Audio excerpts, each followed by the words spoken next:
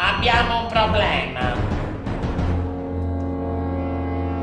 Mario Scerbo non può per la missione da Camerlotto. Dobbiamo trovare una soluzione. Vediamo i possibili. Questo non può.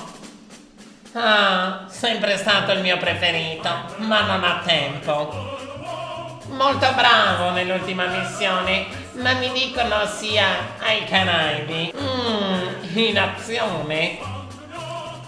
Ah, questo l'ho eliminato. E questo? Faccia pulita. Ah, lui, Elia Romanelli. Filippo Quezzel, Elia Romanelli. Elia Romanelli, Filippo Quezzel.